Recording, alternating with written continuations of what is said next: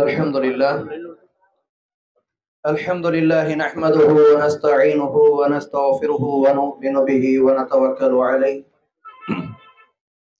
ونعوذ بالله من شرور أنفسنا ومن سيئات أعمالنا من يهده الله فلا مضل له ومن يضلله فلا هادي له ونشهد أن لا إله إلا الله وحده لا شريك له ونشهد أن سيدنا ومولانا محمد عبده ورسوله أما بعد وأعوذ بالله من الشيطان الرجيم بسم الله الرحمن الرحيم قل إن الموت الذي تفرون منه صدق الله العظيم رب اشرح لي صدري ويسر لي أمري واحلل عقدة من لساني يفقهوا قولي اللهم صل على محمد كما تحب وترضى. అల్లాహ్ యొక్క దయ, అల్లాహ్ యొక్క కరుణ మనందరి పైన ఉంది కనుక అల్లాహ్ సుబ్హానహు తాలా మనందరినీ కూడా ఈ ధార్మిక సభలో సమావేశమయ్యే భాగ్యాన్ని ప్రసాదించాడు. మనందరం కూడా చాలా విలువైన సమయాన్ని తీసుకొచ్చాం ఈ రోజున. ఎందుకంటే ప్రపంచంలో చాలా విలువైనవి 4 అంటారు, అంటే కోల్పోతే రావన్నమాట. అందులో మొట్టమొదటి స్థానం ఏంటి అంటే తల్లిదండ్రులు. మొట్టమొదటి స్థానం ఏంటి? ఏం కాసిం భాయ్? తల్లిదండ్రులు. బ్రతికున్నప్పుడు ఒక పిటికేడు, ఒక గుప్పెడు అన్నం పెడతానికి ఏడ్చేవాళ్ళు కూడా చచ్చిన తర్వాత ఘనంగా దినం చేద్దాం అనుకున్నాడు మా నాన్న. చచ్చిన తర్వాత ఎందుకురా నాయన, బతుకున్నప్పుడు ముద్దెట్టేడు, వాళ్ళు ఇంకా బతుకుతారు ఎక్కువ రోజులు. చచ్చిన తర్వాత ఘనంగా దినం చేస్తామండి, చాలా పెద్ద ప్రోగ్రామ్ చేద్దాం అనుకుంటామండి, మా నాన్న అంటే బాగా పేరండి, మా నాన్నగారు అందరికీ తెలుసండి. చచ్చిన తర్వాత కాదండి, బతుకున్నప్పుడు ఏమైనా చేయాల్సింది. బాగుంది. ధార్మిక గ్రంథాలు ఏం రాయబడి ఉందంటే ప్రపంచంలో చాలా విలువైనవి, ఒకసారి కోల్పోతే రానివి. అందులో మొదటిది ఏమిటి అంటే తల్లిదండ్రులు. కోల్పోయారా, అయిపోయింది. ఇంకా రక్త కన్నీరు కార్చినా జరగదు. ఇంకా మళ్ళీ ఏడిచి ఏడిచి ఏడిచి ఏడిచి ఏడిచి మనం రోగస్తులై మనం తొందరగా చచ్చిపోతాం తప్ప మళ్ళీ రాలేక. అందుకే ఏం చేయాలంటే బ్రతికున్నప్పుడు విలువ ఇవ్వాలి. దురదృష్టం ఏంటంటే ఇప్పుడు ఉన్న యువత, కుర్రోళ్ళు ఉన్నారు కదా, కుర్రోళ్ళే కాదు ఆడపిల్లలు కూడా ఎలా తయారయ్యారంటే తల్లిదండ్రులు అంటే చులకనగా మాట్లాడటం, చులకనగా జవాబు ఇవ్వడం. తల్లి చెప్తుంది, అమ్మా ఆ పిల్లతో తిరక్కే ఎక్కువ, ఆ పిల్ల కొద్దిగా మంచిది కాదే అంటే, నువ్వు చెప్పకమ్మా నాకు తెలుసు, మాకంటే ఎక్కువ తెలుసా, మా ఫ్రెండ్షిప్ ఏంటో నీకు తెలుసా అని చెప్పి డైలాగులు తల్లికి. అరే నీకు జన్మనిచ్చిందమ్మా తల్లి, ఎలా పడితే అలా మాట్లాడగా. ఈ కొడుకులు కూడా కొంతమంది ఎలాగంటే, నాన్న నువ్వు మాట్లాడగా, ఆడి గురించి నీకేం తెలుసు, అరే నిన్ను నీ తండ్రి జన్మనిచ్చాడు, నీకంటే ఎక్కువ తెలుసు నాయన ఆడి కోసం. హాయ్ బావా అనగానే నువ్వు బండెత్తున్నావు, తర్వాత ఎక్కడ తీసుకెళ్తాడో, ఏం తాగిస్తాడో, ఎలా తిప్పుతాడు, ఎలా ఇరికిస్తాడో నీ నాన్నకి తెలిసినట్టుగా నీకు తెలీదు. అందుకే మీ బాబు కంగారు పడతాడు, మీ నాన్న బాబు ఎలాగ తిరక్కరా ఆడుతోటి బాగోదురా, ఎలాగమ్మా ఎందుకురా అంటే వీళ్ళకి అర్థం కావట్లా. అందుకే సోదరులారా, పెద్దలారా, ప్రపంచంలో కోల్పోతే రాని వాటిలో మొట్టమొదటిది ఏంటంటే తల్లి, తండ్రి, వీళ్ళిద్దరు. రెండవ స్థానం ఎవరు అంటే సోదరి మల్లారా, సోదరుల పెద్దమ్మా, ఓ పెద్దమ్మా కాసేపు ఆగమ్మా, లోపల మాట్లాడుకోండి అమ్మా, కావుతే ఒక అరగంట క్షమించండి అమ్మా. అంటే నేనేదో తక్కువ దూరం కదా పోయి, నజీర్ భాయ్ ఎక్కడ ఉంటారో మళ్ళీ నాకు తెలీదు. లోకలే భాయ్, గుంటూరు అంటండి. ఆయన 100 వస్తుందా, ఆయన 100, నేను 130 కిలోమీటర్ల నుంచి వచ్చాను పోయి. పైగా ఈ కాసిం భాయ్ నిద్ర అవ్వలేదు రాత్రి నుంచి అనమాట. మీరు వచ్చే పొద్దున్న 9 అలాగే ఉండండి అంటే తెలియదు. ఇంక ఏ ఎక్కుతున్నానో కూడా తెలియదు. 11 చదివే బండి ఎక్కాను, ఆ నిద్ర కలగతుండే. మా అల్లుడేమో అక్కడ వెయిటింగ్, మా మామగారు వస్తారో ఇవాళ బెంగళూరు వెళ్ళాలి ఇంటర్వ్యూకి అని చెప్పి ఇవన్నీ పెట్టుకుని వచ్చామన్నమాట. అంటే ఇంత టైం తీసి వచ్చాం కదా, మనందరం టైం తీసి వచ్చాం, టైం వాల్యుబుల్ అన్నారు.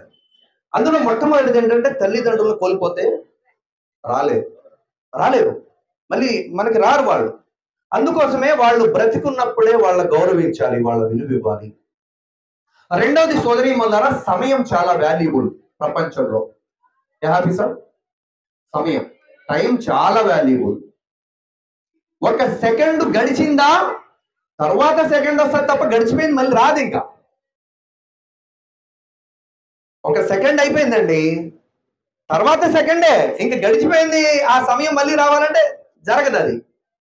అందుకోసమే ఎట్టి పరిస్థితుల్లో కూడా సమయం వేస్ట్ చేయకూడదు. ఇప్పుడు దురదృష్టం, బాధాకరమైన విషయం ఏంటంటే యువత ఉన్నారు కదా, ఈ ఫోన్లోకి వచ్చేసినాయి అండి, ఈ నాశనం చేసేస్తుందంటే సమాజాన్ని.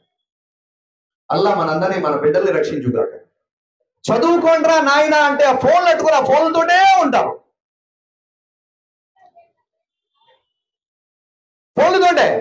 అక్కడ ఒకరు చచ్చిపోయాడు, అతడు అంత్యక్రియలు అవుతున్నాయి, అక్కడ కూడా వ్యాపారం చేసేస్తున్నాడు. ఒరే అది అక్కడ ఉంది, దాని రేట్ ఏమో 200 రా, ఆ పక్కన ఉంది 300 అక్కడ కూడా. వెళ్ళింది చావుకి, గుర్తు చేసుకోవాల్సింది చావుని. నేను ఇలా ఒక ఆయన చనిపోయారంటే 10 నిమిషాల్లో మాట్లాడతానంటే అదేమో చచ్చిపోవడం మనం చనిపోయాడు, అబ్బే అక్కడ కూడా వ్యాపారం మాట్లాడదు. ఓకేరా, ఓకే ఓకే ఓకే, అంత దారుణం అయిపోయింది. సోదరీమణులారా, అందుకోసమే సమయం చాలా వాల్యుబుల్, టైం చాలా విలువైంది, పాడు చేసుకోకూడదు. అందుకే హదీసులు అల్లాహ్కే నబీ సల్లల్లాహు అలైహి వసల్లం చెప్తారు, సహీ బుఖారీ ముస్లిం హదీస్ ఇది, తీర్పు దినం రోజున ప్రతి మనిషికి 5 ప్రశ్నలు ఉంటాయి. అందులో ఒక ప్రశ్న నీ యవ్వనం అని ఉంటుంది చూసారా, యవ్వనం అది చాలా విలువైంది. అది ఈ యువత అంతా కూడా ఈ సమయాన్ని ఫోన్లో, ఆటల్లో, ఈటల్లో టైం చూస్తా వేస్ట్ చేసేసుకుంటున్నారు. అల్లాహ్ క్షమించుగాక. ఒకటి, తల్లిదండ్రులు కోల్పోతే రారు. రెండోది ఏంటండి సమయం, టైం చాలా వాల్యూ, పాడు చేసుకోకూడదు సోదరులారా. మూడోది యవ్వనం 13 to 18 18 అనుకోండి, టీనేజ్ అంటారు కదా, అంతేనా? 18. ఈ టైం అంతా ఎలా ఉంటుందంటే కోతి కొబ్బరికాయ దొరికినట్టు ఉంటుంది. వీడికి ఏం చెప్పినా అర్థం కాదు. వీడికి అబ్బే ఎన్ని చెప్పండి మీరు, అబ్బే ఆ పని చేయకురా అంటే చేస్తే ఏంటి, చేయకురా నాశనం అయిపోతావు. నీకే మీ నాన్న చెప్పు తప్పుకుంటాడు, మనమే నాశనం అయిపోతాం. ఆడితో తిరక్కరా, నేను తిరుగుతా. ఒరే బండి అంత స్పీడ్ వద్దురా, నేను తోలుతా, ఇలా కింద పెడతాం, ఇన్నాళ్ళు ఇలా అయిపోతాం. యవ్వనం అనేది మనిషి తయారవడానికి, ఒక మంచి మార్గంలో నడవడానికి చాలా మంచి మార్గం అండి. ఇప్పుడు ఎవరైతే మా అల్లుడు అయ్యాడో, నా కూతురు భర్త, 2011 నుంచి తెలుసు నాకు, 2011 నుంచి. ఇప్పుడు ఆ కుర్రోడు వయసు 26. 2011 నుంచి 2024 దాకా నాతో తిరిగినోడు కుర్రోడు. అంటే గురువుగారు తిరిగాడు తప్ప నా గుండెకే నడుతాడని తెలియదు. నేను అనుకోలే ఎప్పుడు. అల్హమ్దులిల్లా, అల్లా వాళ్ళిద్దరి జీవితంలో సుఖశాంతులు, ఆరోగ్యాన్ని ప్రసాదించుగాక. అల్లాని రాజీ చేసుకునే పనుల్లో నిమగ్నం అయ్యేటువంటి భాగ్యాన్ని ప్రసాదించుగాక. ఆ యువత ఏదైతే టైం ఉందో, ఆ టైం నాతో గడపడం, నాతో తిరగడం, నాతో ఉండడం, నేను చెప్పిన మాటలు కాదు, ఆ అబ్బాయి చెప్పిన మాటలే. అలా గురువుగారితో ఉంటూ అల్లా దేవుల నమాజ్, అలా గురువుగారితో ఉంటూ ఖురాన్ చదవడం, అలా గురువుగారితో ఉంటూ షరియత్ గురించి తెలుసుకోవడం, ఇస్లాం గురించి తెలుసుకోవడం. అంటే నేనేమన్నానంటే, యవ్వనం అనేది చాలా విలువైనది. ఆ సమయంలో మనం ఎవరితో ఫ్రెండ్షిప్ చేస్తామో వాళ్ళ అలవాట్లు మనలో వచ్చేస్తాయి, అవి లైఫ్ లాంగ్ ఉంటాయి. ఆ సమయంలో మనం మంచోళ్ళు ఎన్నుకున్నామా, జీవితం సాఫల్యం అయిపోద్ది. ఆ వయసులో కనుక మనం చెడ్డోళ్ళు ఎన్నుకున్నామా, జీవితం నాశనం అయిపోద్ది, నష్టపోతాం. అందుకోసం 3 విషయాలు. ఒకటి ఏంటండి, ఒకటి ఏంటి భయ్, ఒకటి తల్లిదండ్రులు చాలా విలువైన వాళ్ళు, కోల్పోతే మళ్ళీ రారు. రెండోది సమయం, టైం. చెల్లెలు చాలా స్పీడ్గా ఉన్నారు, కోల్పోతే రాదు, పోయిందంటే ఇంక అయిపోయినట్టే. మూడోది యవ్వనం, టీనేజ్, అది కూడా చాలా విలువైంది. నాలుగోది ప్రాణం. మన నజీర్ భాయ్ అన్నట్టు, దీపం ఉన్నప్పుడు ఇల్లు చక్కబెట్టుకోవాలంటారు చూసారా, అలా ప్రాణం ఉన్నప్పుడే మనం మన జీవితాన్ని చక్కబెట్టేసుకోవాలి. ఈ రోజున జీవితం అంటే ఏమనుకుంటున్నారంటే, అల్లా క్షమించుగాక, కొద్దిమంది అనుకుంటున్నారు మా అబ్బాయి సెటిల్ అయిపోతే పెద్ద సమస్య బయటపడిపోయినట్టండి, మా అమ్మాయి పెళ్ళైపోతే ఒక పెద్ద సమస్య నుంచి మనందరం అనుకున్నాం. మీరు లేరు, నేనేం పవిత్రుడిని ఇందులోంచి పక్కన ఉన్నానంట్లా, మనందరూ ఆలోచన ఇలా ఉంది. కానీ అస్సలైనటువంటి పెద్ద సమస్య, మెయిన్ సమస్య ఏమిటి అంటే, సోదరులారా, సోదరీమణులారా, మన మరణాంతర జీవితం. అది అసలు సమస్య, అది పెద్ద సమస్య. ఆ మరణాంతర జీవితాన్ని తయారు చేసుకోవడానికి ఈ లోకంకి వచ్చాము. ఇక్కడ ఉండడానికి గల కారణం అదే. ఇక్కడికి మనంగా రాలేదు, పంపించబడ్డాం. ఏం భయ్, ఇప్పుడు మన తండ్రి మళ్ళీ సౌదీ పంపించాడు. ఆయన డబ్బులు ఎట్టి, ఆయన మనల్ని చదివించి, ఆయన మన ఖర్చులు పెట్టుకొని మళ్ళీ సౌదీ పంపించాడు. ఎందుకు? అక్కడ జాబ్ చేసుకోరా, 4 రూపాయలు సంపాదించుకోరా, బాగా బతకరా అని చెప్పి పంపించాడు. ఇక్కడ గురువు గారు వెళ్ళి ఏం చేస్తున్నారంటే అది తప్ప అన్ని చేస్తున్నాడు. ఏం తప్పండి? ఆ జాబు తప్ప అన్ని చేస్తున్నాడు. ఇచ్చిన డబ్బులన్నీ కూడా నాశనం చేసేస్తున్నాడు. ఇష్టానుసారంగా తిరిగేస్తున్నాడు, ఇష్టానుసారంగా బ్రతికేస్తున్నాడు. ఎవరన్నా అడిగితే నా ఇష్టం వచ్చినట్టు బతుకుతున్నాడు. ఇది ఎలాగా? నా ఇష్టం అని ఎప్పుడనొచ్చు కాసిం భాయ్? నా డబ్బులతో నేను వెళ్ళి, నాకు నేను కష్టపడి, నాకు నేను అక్కడ గనక తిరిగితే నా ఇష్టం అనొచ్చు. నా తండ్రి డబ్బులు, నా తండ్రి చదివిచ్చాడు, నా తండ్రి పంపించాడు, నా తండ్రి అక్కడ ఏదో ఒకటి నువ్వు జాబ్ తెచ్చుకొని నువ్వు బాగుపడరా అంటే నా తండ్రి చెప్పినట్టుగా నేను చేయడం మానేసి నా ఇష్టం అంటే నాశనం అయ్యేది నేనే. నా తండ్రి సేవ్ అయిపోతాడు. ఆయనకేంటి? ఒక కొడుకు అలా నాశనం చేశాడు, పోలే అక్కడతో వదిలిపోయింది దరిద్రం, ఇంకోసారి మళ్ళీ నేను నమ్మకూడదు పంపకూడదని సేవ్ అయిపోతారు ఆయన. కానీ నష్టపోయేది నేను. అలాగే సోదరీమణులారా, సోదరులారా, మన ఇష్టానుసారంగా మనం రాలా. నా ఇష్టం వచ్చినట్టు బతుకుతాను, నా ఇష్టం వచ్చినట్టు ఉంటాను, నా ఇష్టం వచ్చినట్టు జీవిస్తా కాదు. అల్లా పంపించాడు. అల్లా ఇష్టం వచ్చినట్టుగా బతకమన్నాడు. అల్లాని రాజీ చేసుకొని అల్లా దగ్గరికి రమ్మన్నాడు. అల్లా ఖురాన్ మజీదులో అన్నాడు ఏమని చెప్పేసి, ఓ మానవుడా, లఖద్ ఖలఖనల్ ఇన్సాన ఫీ అహ్సని తక్వీమ్, నేను నిన్ను చాలా ఉన్నతమైన అత్యున్నతమైనటువంటి రీతిలో తీర్చిదిద్దాను, నిన్ను మంచిగా పుట్టించానయా. అత్యున్నతమైన రీతిలో పుట్టించాడు అల్లా మనల్ని. మనకు మనం పుట్టలేదండి. అమ్మ అట్లో ఏం సోదరులారా, మనకు మనం పుట్లా. మనం అనుకుంటే మనం భూలోకంకి రాలా. అల్లా అనుకున్నాడు, సృష్టించాడు. అల్లా అనుకున్నాడు, మనకి అందాన్ని తీర్చిదిద్దాడు. అల్లా అనుకున్నాడు, ఆరోగ్యం ఇచ్చాడు. అల్లా ఏమంటున్నాడంటే, ఈ చిన్న జీవితాన్ని నేను చెప్పినట్టు కోరుకున్నట్టు బ్రతుకు, ఆ పెద్ద జీవితాన్ని నువ్వు కోరుకున్నట్టు నేను ఇస్తా. ఏమంటాండి? ఈ చిన్న జీవితాన్ని నేను చెప్పినట్టు బ్రతుకు. బై ఫోన్ ఎవరిది కాస్త సైలెంట్, క్షమించండి దయచేసి. ఈ చిన్న జీవితం నేను చెప్పినట్టు బ్రతుకు, ఆ పెద్ద జీవితాన్ని నువ్వు కోరుకున్నట్టుగా నేను తీర్చిదిద్దుతాను. ఈ చిన్న జీవితంలో ఏం చేయాలి? అల్లా చెప్పినట్టు అంటే పెద్దమ్మా, ఈ చిన్న జీవితాన్ని ఇంకా మసీదుకి వెళ్ళిపోయి మన జీవితం ఏదైతే ఉంటుందో రాత్రి పగల అక్కడ ఒక తజ్బీ పట్టుకొని అల్లా అల్లా అల్లా అల్లా అల్లా అల్లా అల్లా అని బతికేమన్నాడు. అల్లా కాదు, అలా చెప్పలా. కొన్ని అలా కాదండి, ఏదో అడవిలోకి వెళ్ళిపోయి అక్కడికి వెళ్ళిపోయి అల్లా అల్లా అల్లా అల్లా అనుకుంటూ బతక, ఇది కూడా చెప్పలా అల్లా. అల్లా ఏం చెప్పాడు అంటే, ఈ భూలోకంలో ఉన్నప్పుడు 2 పనులు చేయి, నువ్వు సాఫల్యం అయిపోతావు, నా దగ్గర సాఫల్యం అయిపోతావు. ఏంటా పనులు? 1, నీ జీవితంలో నా మాటని ముందు పెట్టు. నీ జీవితంలో ఏ పని చేసినా నా మాట ముందు ఉండాలి. 2వది, నా ప్రవక్త మాట ముందు పెట్టు. నీ జీవితం సాఫల్యం అయిపోద్ది. ఉదాహరణకి అల్లా తబారక్ తఆలా మనందరికీ జీవితాన్ని ఇచ్చాడు. అల్లా ఏమన్నాడు? ఏమీ కోరుకుంటా, సృష్టికర్త అయిన నన్ను ఆరాధించండి అయ్యా, ఎవరిని పడితే వాళ్ళని ఆరాధించకండి. ఒకటే పని, చిన్న విషయం, అది పెద్ద విషయం కాదు. ఏం చెప్పారు కాసిం భాయ్? నేను పుట్టించాను కదా, నేను కదా నీకు అన్ని ఇచ్చాను. లఖద్ ఖలఖనల్ ఇన్సాన ఫీ అహ్సని తక్వీమ్, నేను కదా నిన్ను సృష్టించాను.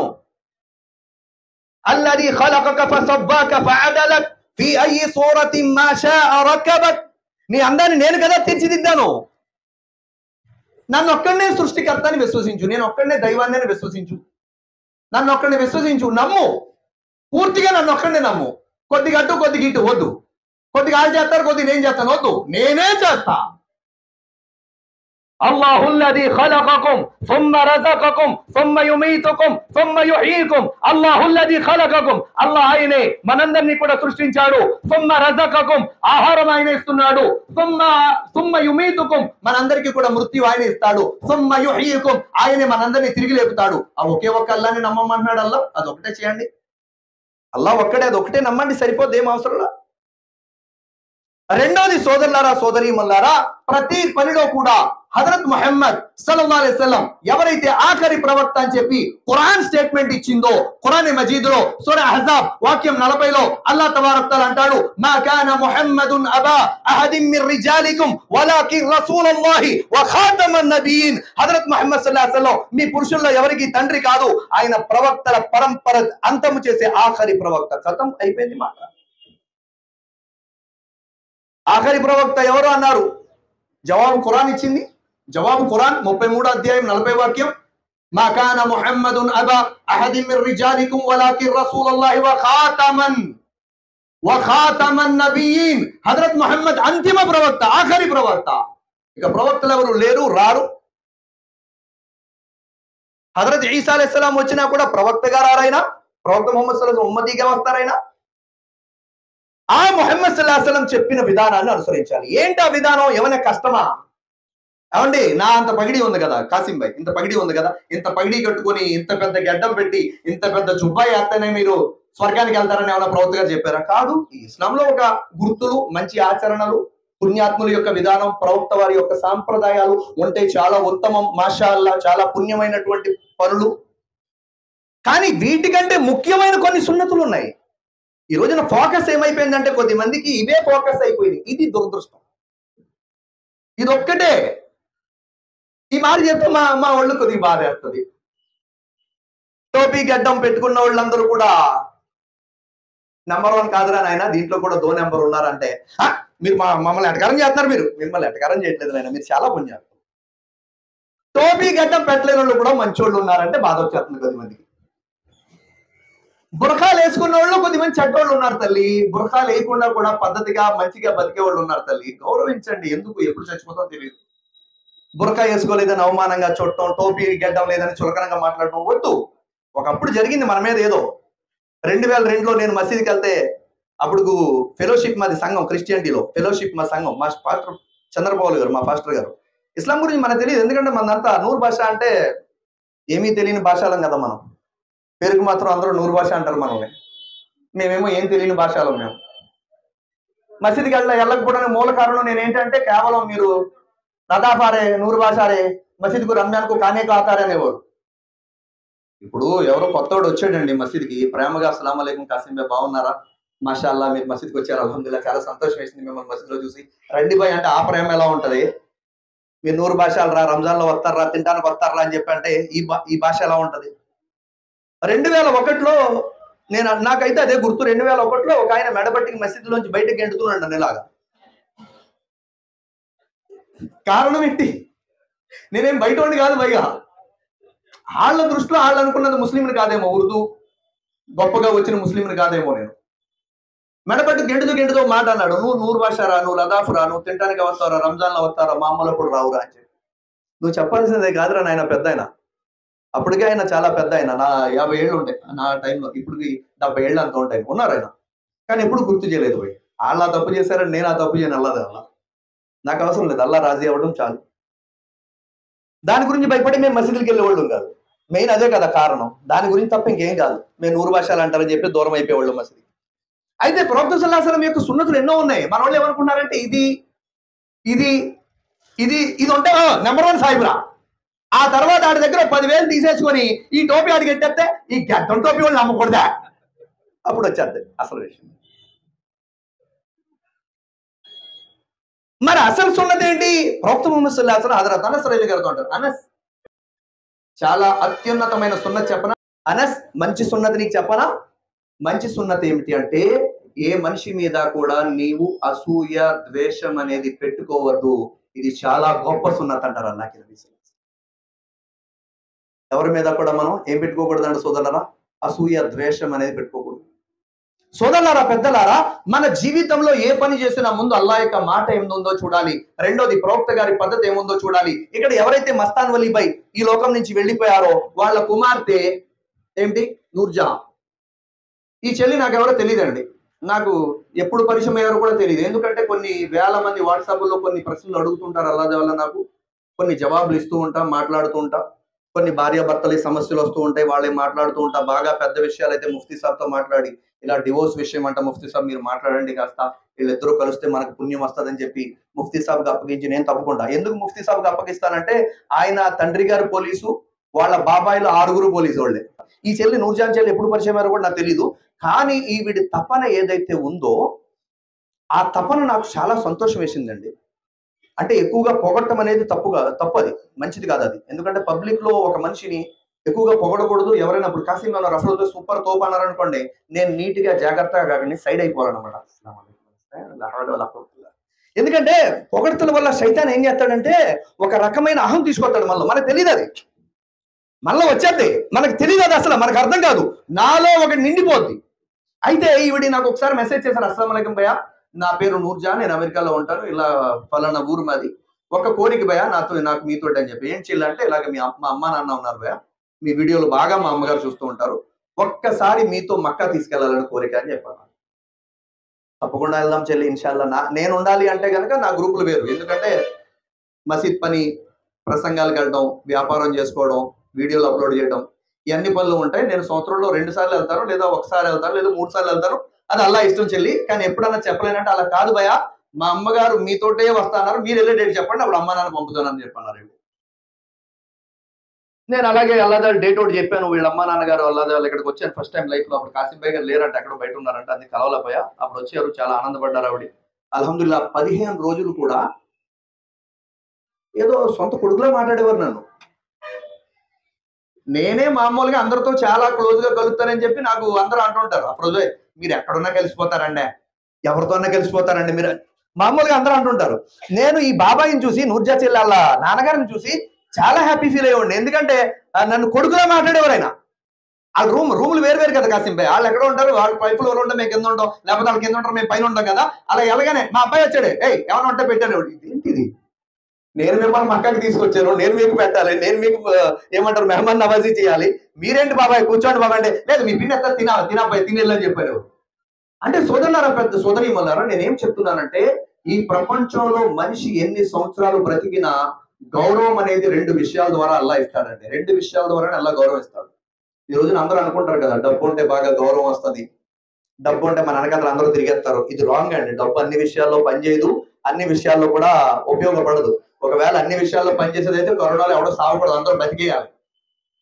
కరోనాలో ఎవడో సాగకూడదు, అందరూ బతికేయాలి. అయితే సోదరులారా సోదరీమణులారా, 2 విషయాల ద్వారా మనిషి గౌరవం పెరుగుద్ది. అందులో మొట్టమొదటిది ఏంటంటే ఎదుటి వారిని గౌరవించడం. వాళ్ళు చిన్నోళ్ళైనా, పెద్దోళ్ళైనా, డబ్బున్నోళ్ళైనా, డబ్బు లేనోళ్ళైనా, మన వాళ్ళైనా, మన వాళ్ళు కాకపోయినా. అంటే నేను విషయం ఏం చెప్తున్నానంటే గౌరవ మర్యాదలు డబ్బు వల్ల రావు, మన ప్రవర్తన వల్ల వస్తాయి. మొట్టమొదటిగా ప్రవర్తన. ఎవరినైనా గౌరవించాలి. మనోళ్ళ గౌరవించండి, మనోళ్ళు కాదా గౌరవించండి. ఎవరు వచ్చారు ఇందాక, ఎవరో బయట వాళ్ళు ఆవిడ, చెల్లి బాగున్నావమ్మా అన్న, ముఖం ఎంత అయిపోద్ది, ఆనందపడిపోతారు. ఈ అన్నయ్య ఎవరో తెలియదు, నాతో ఎంత గౌరవంగా మాట్లాడారు. ఎవరో వచ్చారు పెద్దన్న, బాబాయ్ ఆరోగ్యం ఎలా ఉంటుంది, చాలా బాగుందమ్మా దేవుడి దల్ల, హ్యాపీ అమ్మా అంటారు, ఆయన ఆనందపడిపోతారు. అంటే మనిషికి గౌరవ మర్యాదలు అనేవి మనం ప్రజల్ని గౌరవించడం ద్వారా లభిస్తాయి. నాకు డబ్బు ఉంది కదా, నేను వైట్ షర్ట్ వేస్తాను కదా, నీట్ గా తిరుగుతాను కదా, అది మన వరకే. మనం ఏదో గౌరవనీయుడని మనం ఫీల్ అవుతాం, వాళ్ళు గౌరవించరు మనల్ని, ఎందుకంటే మనం అవతలను గౌరవించట్లా కదా. ఇది మొదటి విషయం. రెండోది సోదరులారా సోదరీమణులారా, గౌరవం రావడానికి రెండో కారణం ఏమిటంటే హదియాలు ఇచ్చుకుంటూ ఉండాలి. ఏంటండి హదియా? హదియా అంటే తెలుసు, గిఫ్ట్స్ అంటారు కదా బై, గిఫ్ట్స్ ఏంటి బై? ఇప్పుడు మాట వచ్చింది కాబట్టి చెప్పాల్సి వస్తుందండి, లేకపోతే ఇవన్నీ నాలోనే ఉండిపోదు. ఆ రోజు మక్కా యాత్ర చేసుకుని నేను వచ్చేస్తుంటే ఈ పిన్ని ఉన్నారు కదా, ఈ పిన్నిని వాళ్ళ డాడీ ఆయన వస్తాను బాబాయ్ కొద్దిగా డబ్బులను కొద్దిగా ఫ్రూట్స్ ఇచ్చారు. నాకెందుకు బాబాయ్, మీరు మీకే సంతానం బోల్డ్ మంది ఉన్నారంటారు కదా, మీ మనవలు ఉన్నారంటారు కదా, పట్టుకెళ్ళండి అంటే, నువ్వు కూడా నా కొడుకుగా పట్టుకెళ్ళు. గిఫ్ట్లు చిన్నయే అయ్యి ₹1,00,000 రేటు కాదు, కానీ పిల్లలకి ఎంత ఆకర్షించేసాయంటే, పిల్లలకి ఏంటి ఆ చాక్లెట్లు, ఆ ఫ్రూట్స్, ఈ డబ్బులు అంటారా, డబ్బులు అది వాళ్ళకి తెలియదు, పెద్ద విషయం కాదు. కానీ ఇవి ఎంత ఆకర్షించేసి అంటే వీళ్ళు గుర్తుపట్టాలంటే, ఆహా నూర్జాన్ చెల్లి వాళ్ళ డాడీ కదా అబ్బా, మొన్న మీరు చెప్పినప్పుడు మాకు ఫ్రూట్స్ చాక్లెట్ ఇచ్చి పంపించారు అలా కదా, అలా మైండ్ లో ఉంటుంది. సోదరులారా సోదరీమణులారా, ప్రేమ ఆప్యాయతలు బంధుత్వాలు ఇవి పెరగాలి, మిగిలి ఉండాలంటే ఒకటి, మనం ఇతరులను గౌరవిస్తూ ఉండాలి, ఇతరులకు విలువిస్తూ ఉండాలి. డబ్బున్నా లేకపోయినా, మనోళ్ళైనా పరాయోళ్ళైనా, బంధువులైనా కాకపోయినా. రెండోది ఏంటంటే గిఫ్ట్లు ఒకరికొకరు, చిన్నదో పెద్దదో. ఇంతకు ముందు మీకు గుర్తుందా, ఎప్పుడైనా మనోళ్ళు ఇస్తిమాలకి వెళ్ళినప్పుడు టోపీ తరిపించేవారు. ఎప్పుడైనా ఒక 20 ఏళ్ళ క్రితం చిన్న టోపీ ఇచ్చేవాడు. మనం పొంగిపోయేవాళ్ళు, అరే మా ఓటు ఇస్తిమాకి వెళ్ళాడు టోపీ తెచ్చాడు అని. ఆ రోజుకైతే చిన్న సున్ని తెచ్చి పిల్లలకి ఇచ్చేవాడు. మా తమ్ముడు ఇస్తిమాకి వెళ్ళాడే, అక్కడి నుంచి సున్ని తెచ్చాడని చెప్పి మనం పొంగిపోయేవాళ్ళు. ఎందుకని? ఈ గిఫ్ట్ల ద్వారా ప్రేమ అనేది పెరుగుతుంది. సోదరులారా సోదరీమణులారా, ఏది ఏమైనప్పటికీ ఈ యొక్క కార్యక్రమం ఏదైతే ఉందో, ఈ యొక్క కార్యక్రమంలో మనం తెలుసుకోవాల్సింది ఏంటంటే, ఈ జీవితం అసలు కాదు, మరణాంతర జీవితం అసలు. ఆ మరణాంతర జీవితం తయారు చేసుకోవడానికి ఈ జీవితంలో చేయాల్సినటువంటి ఒక 4 పనులు మనం మాట్లాడుకొని మన ప్రసంగాన్ని ఎంతటితో ముగించుకుందాం. అందులో మొట్టమొదటి పని ఏంటంటే, సోదరులారా సోదరీమణులారా, మన జీవితంలో మొట్టమొదటిగా మనం సాఫల్యం పొందాలి అంటే నమాజ్ స్థాపించాలి. ఏం స్థాపించాలమ్మా? నమాజ్. కొద్దిమంది ఆడవాళ్ళు ఉంటారు, ఆడవాళ్ళు చాలా మంచోళ్ళు, క్యారెక్టర్ పరంగా చాలా మంచోళ్ళు. అనుభవం ఎవరి గురించి మాట్లాడరు, చెడుగా మాట్లాడరు, చెడు మాటలు వినరు, వేస్ట్ మాటలు వినరు, అవన్నీ వద్దంటారు. మగోళ్ళు కూడా ఉంటారు కొంతమంది. కానీ వాళ్ళలో ఉన్న ఒక్క లోపం ఏంటంటే, నమాజులో కొంచెం అశ్రద్ధ. చేస్తారు జుమ్మా, ఫ్రైడే ఏదో ఫ్రైడేకి వెళ్ళి వచ్చేస్తారు. కానీ అల్లా తబారక్ తఆలా ఖురాన్ మజీదులో ఒక ఆయతులో క్లియర్ గా చెప్తాడు, ప్రవక్త మీరు ప్రయాణములో ఉన్నప్పుడు కూడా నమాజు విడిచిపెట్టకండి. 4 రకాతుల నమాజుని కావాలంటే 2 రకాతులు చేయండి, నమాజ్ మాత్రం విడిచిపెట్టకండి ప్రయాణంలో కూడా. అందుకే ఎప్పుడైనా విజయవాడ ప్రసంగాలకు వెళ్ళాను అనుకోండి, నేను జోహర్ తర్వాత బయలుదేరితే గన్నవరం టికెట్ తీసుకుంటా. ఇక్కడ ఎక్కడన్నా గన్నవరంలో అసర్ చదువుకొని అక్కడ మళ్ళీ బస్సు ఎక్కి విజయవాడ దిగుతాం. అంటే నమాజ్ పోకూడదు, మనకి నమాజ్ ఖజా అవ్వకూడదు మంది. ఎందుకంటే హదీసులు అల్లాహకి నబీ సల్లల్లాహు అలైహి వసల్లం చెప్పారు. దాని సారాంశం ఏంటంటే, ఒక మనిషిని పుణ్యాత్ముడు చేయాలంటే మనం పెద్ద పెద్ద అలవాట్లు ఏం చేయనవసరం లేదండి. వాళ్ళకి నమాజ్ అలవాటు చేస్తే సరిపోద్ది. నమాజీగా మార్చేస్తే చాలు, వాళ్ళు మిగతా అన్ని చెడు అలవాట్లకి దూరం అయిపోతారు అల్లాహ్ దేవుడు. ఈ రోజుల్లో కొద్దిమంది ఏం చేస్తారంటే, అఫ్రోజ్ భాయ్ మీరు చాలా మంచోడండి, కానీ మీలో ఈ చెడు అలవాటు ఉందండి అంటారు.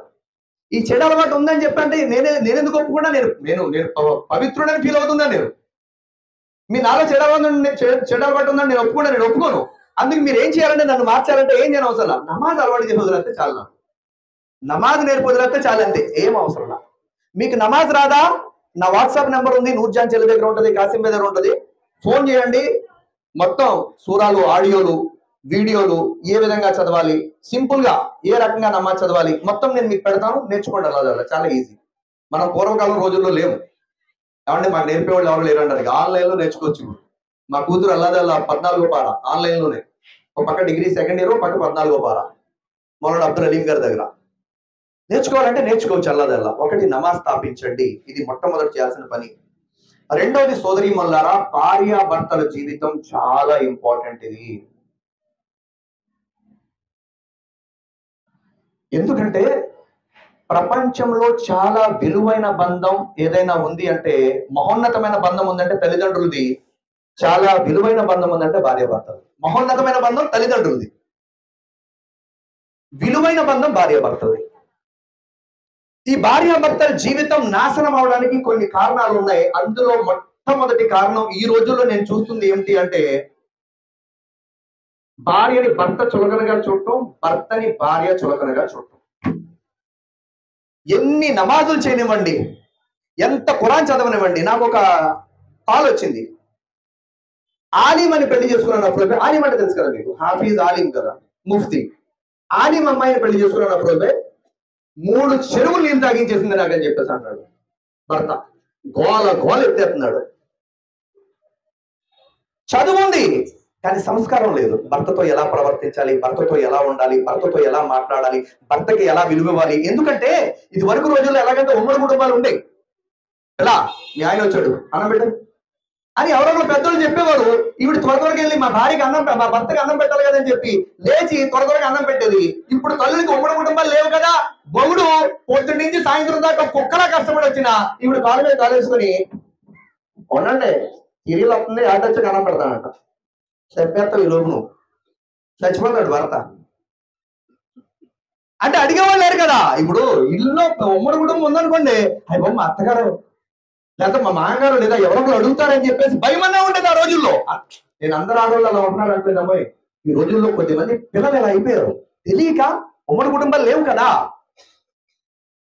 అలాగే భర్త కూడా కొద్దిమంది ఏం చేస్తున్నారంటే చులకనగా మాట్లాడటం. ఏంటే ఏం తెచ్చావా నువ్వు, ఏమి ఇచ్చావని మొత్తం కంకిపాడులో అమ్మాయిలందరూ క్యూ కట్టేస్తే నేను దొరకలేదు వాళ్ళకి, మా బాబు నీకు ఇచ్చి కట్టబెట్టాడు. ఈ మాటలు ఎప్పుడు అనకూడదండి.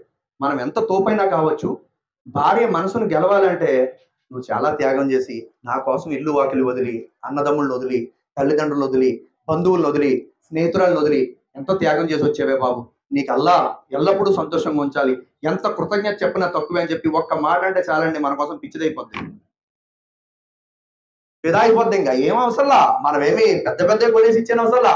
మన భార్య మన కోసం ఎంత త్యాగం చేసిందో అది గుర్తు చేస్తే చాలు. నువ్వు అంత త్యాగం చేసేవా నా కోసం, నేనేం చేశానని, మాషాల్లా నువ్వు ఎన్నో చేసావు నా కోసం అని చెప్పి జస్ట్ అలా ఆ మాట అంటే చాలు, పడిపోద్ది మన కోసం అంతే. వాస్తవం అదే కదా కాసిం భాయ్, వాళ్ళు ఎంత త్యాగం చేసి కదా మన దగ్గరకు వచ్చేది. త్యాగం వాళ్ళది. అది నాకు ఎప్పుడు అర్థమైందంటే నా కూతురు అత్తోరింటికి పంపినప్పుడు అర్థమైంది. అంటే నాకు అప్పటికే ఓకే, నాకు అప్పటికి ముందుకే తెలుసు నా భార్య చాలా త్యాగం చేసింది అల్లాదే వల్ల. ఇమామత్లో నాది ఫస్ట్ జీతం కాసిం భాయ్ 600. 2004లో ఇమామ్గా నేను చైనా అయినప్పుడు 600 రూపాయలు. ఇమాముల జీతాలంటే మీకు తెలుసు కదా, అది పెద్ద ఏముండవు. 600 రూపాయల జీతంతో ఆ పొలాల్లో కట్ట వెళ్ళి డొక్కలు కట్ట ఎరుకొచ్చి మా భార్య వంట చేసి 600 సరిపోతే వంట చేసి పెట్టేది. నా వ్యాపారానికి డబ్బులు లేకపోతే మొట్టమొదటిగా 100 రూపాయలు ఇచ్చిందండి. తనకు ఎవరో బంధువులు ఇస్తే. అల్లాదేవులు అల్హమ్దులిల్లాహ్ రోజు 1,00,000 రూపాయలు సరుకు ఉంటుంది ఆ షాపులో, 2 లక్షలు సరుకు ఉంటుంది అల్లాదేవులు. అది ఆ రోజున నాకు ఇవ్వడం బట్టి అల్హమ్దులిల్లాహ్ అల్లా వ్యాపారం అభివృద్ధి చేస్తూ వచ్చాడు అల్హమ్దులిల్లాహ్. భార్య త్యాగం గురించి మనం వాళ్ళ అర్థం చేసుకొని వాళ్ళని కొంచెం గౌరవిస్తే చాలు, అల్లాదేవులు ఫిదా అయిపోతారు. నేను ఎందుకు అన్నానంటే, ఇంత ఇలా ఎందుకు చెప్తున్నానంటే, మన లైఫ్ డిస్టర్బ్ అయింది అనుకోండి, పిల్లలు అనాథలు అయిపోతాం, పిల్లల జీవితం పాడైపోద్ది, అటు ఇటు కాలేజీలు అయిపోతారు. నా కళ్ళ ముందు ఉన్నారు కాసిం భాయ్, తండ్రి నుండి కూడా చెప్పుకోలేరు. భార్య వల్ల తప్పయిందా 4 గోళ్ల మధ్య చెప్పండి, నో ప్రాబ్లం. తప్పయిందా, నువ్వు ఇలా చేసావు ఆయిషా నాకు నచ్చలా, నువ్వు ఇలా చేసావు సఫియా నాకు నచ్చలా, చెప్పండి. భార్య త్యాగం నాకు ముందు తెలుసు, కానీ నా కూతుర్ని పంపిన రోజు నాకు అర్థమైంది. 2 రోజులే 3 రోజు వచ్చేస్తారు కదా, పక్కనే కదా, అత్తిల్లోనే లోకలే అల్లుడు కూడా. ఆ పక్కన వాళ్ళ అమ్మమ్మ ఇంటికి వెళ్ళారు అంతే. అంటే జాబ్ కదా, జాబ్కి అక్కడికి వెళ్ళిపోయారు హైదరాబాదు. ఇక్కడ ఏమి ఇల్లు లేవని వాళ్ళ అమ్మమ్మ ఇల్లు మంచి 2 కిలోమీటర్లు. 2 రోజులు నా కూతురు కనపడకపోయేసరికి ఇంట్లో ఒక ఏడుపు వచ్చేస్తుంది, అడుగు పెడుతుంటే ఏడుపు వచ్చేస్తుంది. ఏంట్రా ఈ ఏడుపు అంటే, 19 ఏళ్ళు ఎప్పుడు స్కూల్కి, మా స్కూలు కాలేజ్ వాళ్ళు అందరూ చెప్తారు, గురువు గారు ఊర్లో ఉంటే పిల్లలు కాలేజీలో ఉంటారు, గురువు గారు ఊర్లో లేకపోతే పిల్లలు సెలవు, అదే లెక్క వాళ్ళకి. అంటే ఎప్పుడు నేను వాళ్ళని ఒంటరిగా పంపిన రోజు లేదు. 19 ఏళ్ళు పెద్ద అమ్మాయి, 2 రోజులు లేకపోతేనే నాకు ఏడుపు వచ్చేసింది కదా. మరి అంత తల్లిదండ్రులు వదిలేసి, అన్నదమ్ముళ్ళు వదిలేసి, మన ముఖం తెలియపోయిన ఆయన నా భర్త అని చెప్పి భార్య మన కోసం వచ్చేసిందంటే ఒక మాదిరి త్యాగమా? కాదు. అందుకోసమే భార్యను చులకనగా మాట్లాడటం చేయొద్దు. ఒకవేళ తప్పు జరిగిందా 4 గోళ్ల మధ్య చెప్పండి. ఒకవేళ భర్త ఏదైనా తప్పు చేశాడా 4 గోళ్ల మధ్య, మీరు మీ అమ్మ నాన్న ముందు అలా మాట్లాడకండి, నాకు నచ్చట్లా. ఎందుకంటే కొద్దిమంది తెలియక ఏం చేస్తారంటే గొప్ప చెత్తత అనుకుంటారేమో. మా అమ్మ చెప్పినట్టు నువ్వేంటే, మీ అమ్మ పెళ్లి చేసుకోలేదు నాయన, నువ్వు చేసుకున్నావు, నువ్వు చెప్పినట్టు ఏంటది, మీ అమ్మా నాన్న నీకు జన్మ ఇచ్చారు కాబట్టి నువ్వు మీ అమ్మా నాన్న మాట విను. నీ పెళ్ళంకి మీ అమ్మా నాన్న జన్మ ఇవ్వలేదు, మీ అమ్మా నాన్న మాట నీ పెళ్ళం వినదు, వాళ్ళ అమ్మ నాన్న మాట వింటది. ఇది వాస్తవం, నీకు నచ్చినా నచ్చకపోయినా ఇదే జరుగుద్ది. మరి అంటే గురువు గారు అత్తమామలు పట్టించుకోదని చెప్పట్లా, చెప్పే విధానం ఇది కరెక్ట్ కాదు అంటున్నాను నేను. నీకు చెప్పే విధానం కరెక్ట్ కాదు. అలా కదా ఐషా, మా అమ్మ నాన్న చదివించబట్టే కదా ఈ రోజు నాకు జాబ్ వచ్చింది కదా, దానికోసమే ఏదో చిన్నగా వాళ్ళు ఏదో అడిగారు చేసి పెట్టు అంటే అది వేరుగా ఉంటది. మరి అమ్మ నాన్న మాట వినవా? తేడా ఉంటుంది, తేడా వచ్చేస్తుంది. సోదరులారా సోదరీమణులారా, ఎట్టి పరిస్థితుల్లో కూడా ఈ భార్యాభర్తల గొడవలకి మూల కారణం ఏంటంటే థర్డ్ పర్సన్ ఎంటర్ అవుతాడండి. అక్కడే దరిద్రాలన్నీ వస్తాయి. మూడో వ్యక్తి ఎంటర్ అవుతాడు. అది అత్తగారి రూపంలో అవ్వచ్చు, మాంగారు రూపంలో అవ్వచ్చు, ఏంటంటే తోడికోడల రూపం అవ్వచ్చు, ఆడపడుచు రూపం అవ్వచ్చు. కొద్దిమంది అత్తగారులు కూడా ఎలా ఉంటారంటే అల్లా క్షమించుగాక ఇప్పుడు ఏళ్ళు ఎలా ఉన్నారు, కళ్ళ గురించి చూడాలండి ఏంటో ఇందా మాట్లాడే వచ్చిన కొద్దిమంది ఎలా ఉంటారంటే అల్లా క్షమించుగాక కొడుకున్నప్పుడు సూపర్ మాట్లాడతారండి కోళ్ళతోటి. అన్నట్టమ్మా ఏమా పాలు కలిపివనా, ఏమా బూస్ట్ ఏమన్నా, ఆడు వెళ్ళిన తర్వాత మొత్తం తోలు తీసి అందుకేద్దామని చెప్పి చూస్తుంటది. నీ అమ్మాయి ఎలాగే నేర్పి పంపింది నీకేం పంపలేదే, నువ్వు వంట చేయవే, నువ్వు బట్టలు తక్కవే. భర్త ఉన్నప్పుడేమో ఒక డ్రామా, భర్త లేనప్పుడు ఒక డ్రామా. ఓకే, మీకు ఇప్పుడు వయసు ఉంది కాబట్టి అంటున్నావు, ముసల్దాన్ అయిన తర్వాత నీ దినం చేస్తుంది చూస్తుండు. ఖచ్చితంగా ఫిక్స్ అయిపోద్ది. ఓహో నా భర్తకి నాకు గొడవెడతావు కదా, నీ దినం నేను చేయకపోతే నన్ను అడిగి అంటది. కంకణం పెట్టుకుంటది. ఏ రకంగా భర్తని మెల్ట్ చేస్తే భర్త మెల్ట్ అవుతాడో అల్లా దేవుళ్ళ భార్యలకు బాగా తెలుసు. ఎక్కడ నొక్కితే ఆయన మెల్ట్ అయిపోతాడో బాగా తెలుసు. ఆవిడ ఒక్క నొక్కుతారు అంతే, ఇంకా అత్తగారు లేరు, ఇంకేం లేరు, ఇంకా ఏం లేరు, ఇంకా అయిపోయింది. ఇంకా కొద్దిమంది అంటుంటారు ఏంటోనండి బాబు, ఏంటో అసలు అర్థం కావట్లా మా కోళ్ళు మా మాట ఎట్లా. మీరు ముందు మాట అంటే ఎలాగంటే ఇప్పుడు ఉదాహరణకి నా చెల్లి తప్పు చేసిందంటే, నా చెల్లి నేను ఎవరినో చెప్పను, నా చెల్లి తప్పు చేసింది, మా అమ్మ ఎలా చెప్తుంది, నేను తిరిపి ఎలా చెప్తుంది మామూలుగా మళ్ళీ అన్నమాట, అమ్మా అలా చేయకూడదు, గమ్ముని మీ అత్తవారింటికి వెళ్ళాక ఎవరన్నా నేను మాట అంటారు తల్లి, అలా చేయకూడదమ్మా, తప్పమ్మా, అదమ్మా ఇదమ్మా అని చెప్పి ప్రేమగా చెప్పుద్ది మా తల్లే మా అమ్మే. నా భార్య గనక కర్మ కాలిపోయి ఏదైనా తేడా జరిగితే మొదలెడతాడండి, మీ అమ్మ నేర్పలేదా, మీ బాబు నేర్పలేదా, పోనీ మీ అమ్మ నాన్న చెప్పి పంపాలి కదా, నేర్పాలి కదా, అక్కడతో వదలండి. ఇదోటి వచ్చేసింది కదా. వాళ్ళ ఖాళీగా ఉంటారు ఆడవాళ్ళు కొద్దిమంది, పని పాట ఏముండదు. సలామలేకు వదినా ఎలా ఉంది మీ కొత్త కోళ్ళు అనగానే కొత్త కోళ్ళ గురించి ఏం చెప్పను, అన్నం వండుతూ రాదు, కూర వండుతూ రాదు, బట్టలు కూడా రాదు, సామాన్లు కడడం రాదు అని చెప్పి ఇవన్నీ సినిమాలే చెప్తూ ఉంటే ఒసే ముసల్దారని దినం చెప్తాను కంగారు పడిగా అంటారు. అందుకే సోదరులారా సోదరీమణులారా, పెళ్లి చేసిన తర్వాత కొడుకుని గెలవడం కాదండి, కోడల్ని గెలవాలి. రాసి పెట్టుకోండి. మీ జీవితాలు బాగుండాలంటే, మీరు ప్రశాంతంగా ఉండాలంటే, మీకు బీపీ షుగర్లు తక్కువ వయసులో రాకూడదంటే సోదరీమణులారా, కొడుకుని గెలవడం కాదు, కోడల్ని గెలుచుకోండి, కోడలు మనసుని గెలుచుకోండి. నా కూతురు ఎంతో నువ్వు కూడా అంతేనమ్మా అని చెప్పి చెప్పుకోవడం కాదు.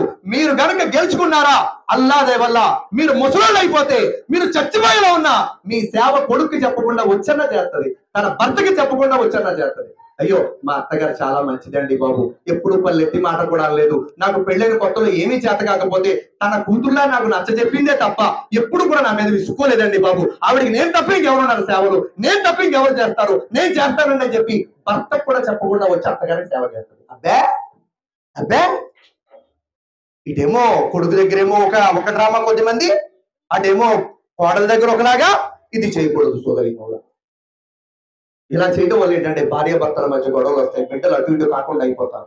అందుకోసమే రెండవ పని ఏంటంటే భార్యాభర్తల జీవితాన్ని చాలా దృఢంగా బలంగా మనం పెట్టుకునే ప్రయత్నం చేయాలి. ఒకరి తప్పులు మరొకరు క్షమించుకుంటూ ఉండాలి. ఒకటి నమాజ్, రెండోది భార్యాభర్తల జీవితం బాగుండేలా మనం ప్రయత్నం చేయాలి. అన్ని గొడవలకు కారణం ఇదేనండి కదమ్మా, అన్ని గొడవలకు కారణం ఏంటి ఇదే, అంతేనా? మీ అనుభవంతో పోతే నేను అంత బచ్చాను, అంతేనా? అన్ని గొడవలకు ఇదే కారణం. దీన్ని కాస్త మనం కంట్రోల్లో పెట్టామా మొత్తం గొడవలన్నీ క్లోజ్ అయిపోతాయి. అలా దేవత ఏదో తప్పు జరిగిందా వెంటనే మాట అనేవద్దు, వెంటనే మాట విసిరేవద్దు. పెద్దోళ్ళు ఏదో అంటారు, చేయి జాడితే తీసుకోవచ్చు కానీ నోరు జాడితే తీసుకోలేమంటారు పెద్దోళ్ళు. అంటే చేయి జాడిపోయింది మళ్ళీ తీసుకోవచ్చు వద్దు, నోరు జాడి మాట వదిలేసామా మళ్ళీ వెనక్కి తీసుకోలేదు. అందుకోసం ఈ నాలుగుని కంట్రోల్లో ఒకటి నమాజ్ స్థాపించండి, రెండోది భార్యాభర్తల సంబంధాన్ని దృఢంగా పెట్టుకోవడానికి ట్రై చేయండి. ఎవరో ఏదో చెప్పారని వినేవద్దు. మీ ఆవిడ ఏదో చెప్పిందా మీ అమ్మ కోసం వెంటనే వినేవద్దు. అలాగే మీ ఆవిడ కోసం మీ అమ్మ ఏదో చెప్పిందా వెంటనే వినవద్దు, వెంటనే మాట్లాడేవద్దు. ఆలోచించి ఆచి తూచి నెమ్మదిగా వాళ్ళని కలపడానికి ప్రయత్నించండి. లేకపోతే కనీసం ఆ గొడవన్న దూరం చేయడానికి ప్రయత్నించండి. ఇది రెండో పని. మూడో పని సోదరీమణులారా, మనం ముఖ్యంగా చేయాల్సిన పని ఏంటంటే ఆడవారు పరదా వేసుకోవాలి. బురకా బురకా ఎందుకు వేసుకోవాలంటే, ఉదాహరణకి కారు కొన్నాం, పాడవకూడదని ఏమేస్తాం? వేస్తాం లేదు కదా. కారు పాడవకూడదని మనం వేస్తాం. బండి కొన్నాను నేను, నాది సెకండ్ హ్యాండ్ బండి. అందులో కూడా మా ఆవిడ డబ్బులు ఉన్నాయి కొన్ని. అంటే మా ఆవిడ కొట్టిస్తారు కాదు, అల్హమ్దులిల్లా. తనకి ఏదైతే నేను డబ్బులు ఎత్తా ఉంటాను అవి దాటి మళ్ళీ ఎత్తా ఉంటారు. ఆ బండికి కూడా నేను కాపాడుకోవడానికి ఏదో కవర్ వేసుకున్నాను.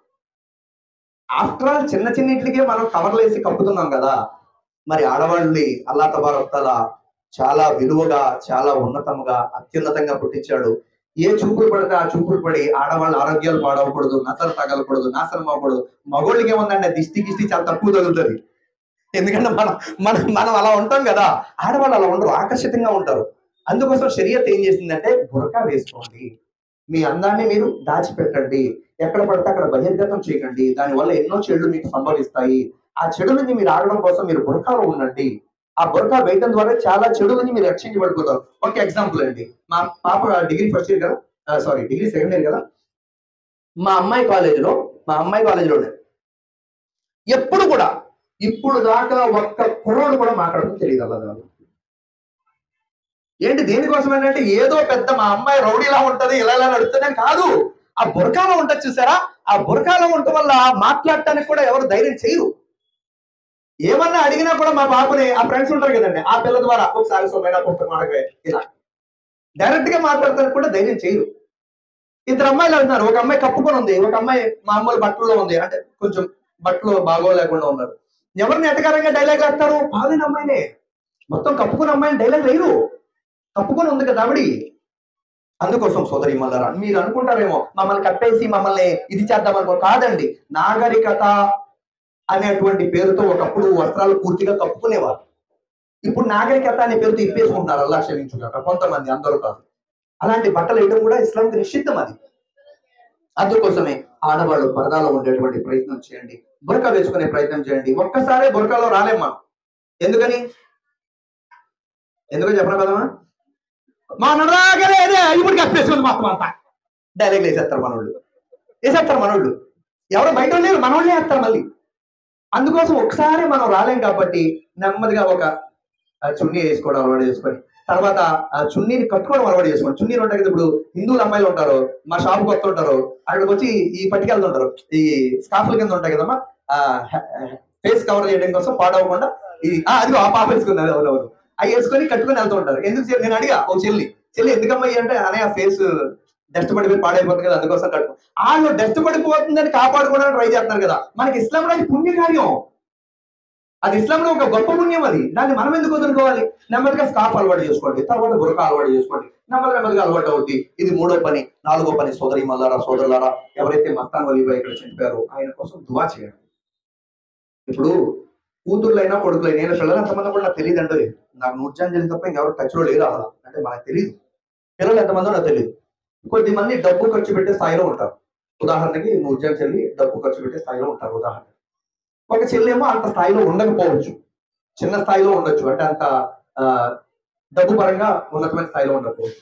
కానీ ఈవిడి డబ్బు పరంగా చేస్తున్నారు పుణ్యకార్యాలు.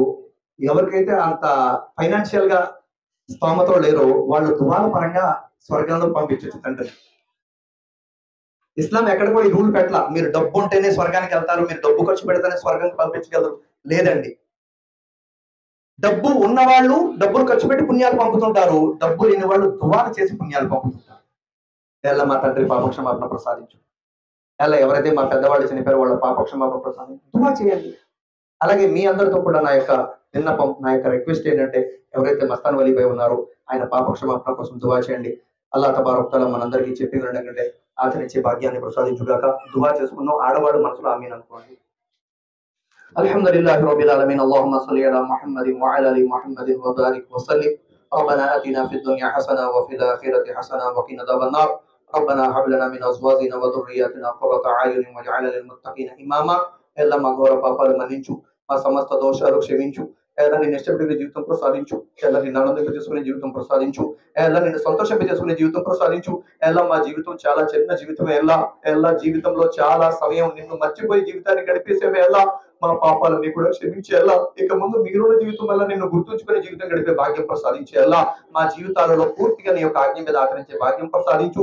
ఎలా నీ యొక్క ప్రవక్త హజరత్ ముహమ్మద్ సల్లల్లాహు అలైహి వసల్లం పద్ధతి ప్రకారంగా జీవితం గడిపే భాగ్యం ప్రసాదించేలా మా జీవితాలలో ఎలా నమాజును స్థాపించే భాగ్యం ప్రసాదించేలా, ఎలా రంజాన్ లో ఉపవాసాలు ఉంటే భాగ్యాన్ని ప్రసాదించేలా, ఎలా ఇక్కడ ఎంతమంది అయితే మా అక్క చెల్లెలు ఉన్నారో వాళ్ళందరి జీవితాల్లో ఉన్నటువంటి కష్టాలు, బాధలు, ఇబ్బందులు, సమస్యలు దూరమయ్యే భాగ్యాన్ని ప్రసాదించేలా, ఇక్కడ ఎంతమంది అయితే మా సోదరులు ఉన్నారో వాళ్ళ జీవితాల్లో ఉన్నటువంటి కష్టాలు, బాధలు, ఇబ్బందులు, సమస్యలన్నీ దూరమయ్యే భాగ్యాన్ని ప్రసాదించేలా, మా అందరికి కూడా మనశ్శాంతి గల జీవితాన్ని ప్రసాదించేలా, నిన్ను రాజీ చేసుకునే జీవితం మాకు ఎల్లప్పుడూ ప్రసాదించేలా, నిన్ను సంతోషంప చేసుకునే జీవితం మాకు ఎల్లప్పుడూ కూడా ప్రసాదించేలా, ఎలా ఇక్కడ ఎవరైతే మస్తాన్ వలీపై చనిపోయారో వారి యొక్క పాప క్షమాపణ ప్రసాదించేలా, సమాధి శిక్షల నుంచి రక్షించేలా, ఎలా తీర్పు దినం రోజున లెక్క పత్రాలు సులభతరమయ్యే భాగ్యాన్ని ప్రసాదించేలా, నరక శిక్షల నుంచి రక్షించేలా, ఎలా స్వర్గంలో జన్నతులు ఫిర్దౌస్లో ఉన్నతమైన స్థానం ప్రసాదించేలా, ఎలా ఎన్ని పుణ్యకార్యాలు అయితే నూర్జాన్ చెల్లి మరియు ఎలా మస్తాన్ వలీ బిడ్డలు చేస్తున్నారో ఆ పుణ్య కార్యాలన్నీ కూడా నీ దయతో మస్తాన్ వలీ బాబా యొక్క హక్కులు అంగీకరించేలా, నీ యొక్క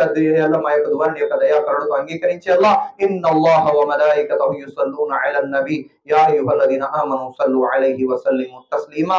అల్లాహుమ్మా సల్లి అలా ముహమ్మదిన్ నబియ్యిల్ ఉమ్మీ వ అలా ఆలిహి వసల్లిము తస్లీమా. సుబ్హాన రబ్బిక రబ్బిల్ ఇజ్జతి అమ్మా యసిఫూన్ వస్సలామున్ అలల్ ముర్సలీన్ వల్హమ్దులిల్లాహి రబ్బిల్ ఆలమీన్. సుబ్హానల్లాహి వ బిహమ్దిహి సుబ్హానకల్లాహుమ్మ వ బిహమ్దిక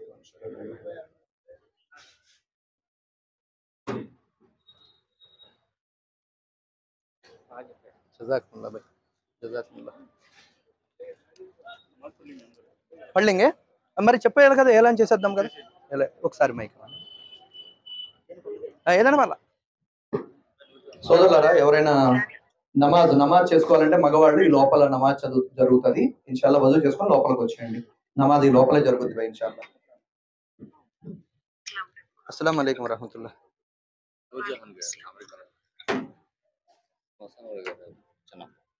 నేను మాట్లాడలేను గురు. అలైకుం సలాం. మాషాల్లా. అంటే కొంచెం చెప్పండి, నేను ఇబ్బంది నమా పడింగ్ మోనా చలో.